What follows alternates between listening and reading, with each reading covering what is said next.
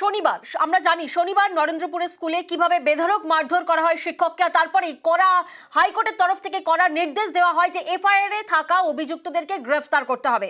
হাইকোর্টের নির্দেশের পরে আজও অধরা নরেন্দ্রপুরের স্কুলে হামলায় এবং এফআইআর এ নাম থাকারা আজ কিন্তু এখনো পর্যন্ত অধরার। আজ এদিকে আক্রান্ত শিক্ষকদের বয়ান নথিভুক্ত করেছে পুলিশ।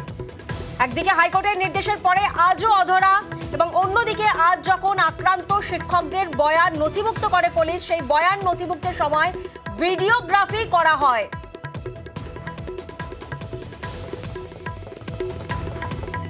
শনিবারের ঘটনা, তারপরে স্কুলে আতঙ্ক। আমরা জানি যে স্কুলে 700 পড়ুয়ার মধ্যে শুধুমাত্র 70 জন উপস্থিত হয়েছিলেন সোমবার। তারপরে ঠিক কি পরিস্থিতি জানবো, অর্পণ এই মুহূর্তে আমাদের সঙ্গে রয়েছেন। অর্পণ, যেমন আমরা একদিকে দেখছি যে আক্রান্ত শিক্ষকদের বয়ান নথিভুক্ত করে পুলিশ, সেখানে ভিডিওগ্রাফিও করা হয়, অন্যদিকে স্কুলের ঠিক কি অবস্থা, কারণ সামনেই তো মাধ্যমিক পরীক্ষা। একদমই দেখো, সকাল থেকে যেটা ছবি লক্ষ্য করা গিয়েছে যে স্কুলের ছাত্রছাত্রীদের যে উপস্থিতি সেটার সংখ্যা কিন্তু ধীরে ধীরে বাড়ছে। গতকাল দেখা গিয়েছিল 70-এর পর প্রায় 120 জনের মতো, এবং আজকে সেই সংখ্যাটা প্রায় 300। অর্থাৎ ধীরে ধীরে স্কুলের যে ছাত্রছাত্রী রয়েছেন তারা শিক্ষাঙ্গনে ফিরতে চাইছেন, পাশাপাশি শিক্ষকদের উপস্থিতি ছিল কিন্তু চোখে পড়ার মতো। গতকাল কোর্টের নির্দেশ মতো পুলিশি প্রহরা দেখা গিয়েছে, পুলিশের পিকেট দেখা গিয়েছে যতক্ষণ স্কুল চলেছে, সেখানে পুলিশ উপস্থিত ছিলেন। আজকে সকালে স্কুল যখন খোলে তখন থেকেও কিন্তু স্কুলে পুলিশের প্রহরা দেখা গিয়েছে। কিন্তু একটি আতঙ্ক, এই যে যারা মূল অভিযুক্ত, এফআইআর এ নাম থাকা মূল অভিযুক্ত 4 জন এখনো পর্যন্ত গ্রেপ্তার হয়নি, এবং এই এফআইআর এ আরো একটি জিনিস উল্লেখ করা রয়েছে যে 50 জন, 4 জন প্লাস আদার্স 50 জনের যে নাম রয়েছে তাদের মধ্যে মাত্র 4 জনকে গ্রেপ্তার করেছে পুলিশ। যাদের নাম রয়েছে তাদের মধ্যে 3 জন রয়েছে স্থানীয় তৃণমূল নেতা এবং 1 জন এই স্কুলেরই প্রধান শিক্ষক। তাদের গ্রেপ্তার না হওয়াটা যথেষ্টভাবে আতঙ্কের বিষয়, এমনটাই জানাচ্ছেন স্কুল এবং তার সঙ্গে অভিভাবকরা। স্কুলের যারা শিক্ষক শিক্ষিকারা রয়েছেন তারাও যেটা মনে করছেন যে এই ঘটনার পর ছাত্রছাত্রীরা যথেষ্ট আতঙ্কিত, তারা ধীরে ধীরে স্কুলে আসছেন, তাদের অভিভাবকদের সঙ্গে কথা বলেছেন।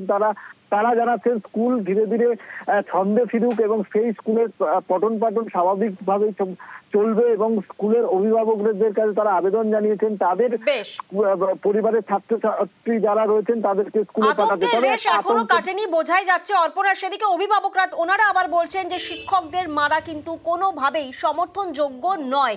কি বলছেন অভিভাবকরা, শোনাবো আপনাদের। প্রশাসন এখন খুঁজছে, এখন ঠিক আছে ওনাদের ব্যাপার এখন, তবে আশা করি ধরা পড়বে।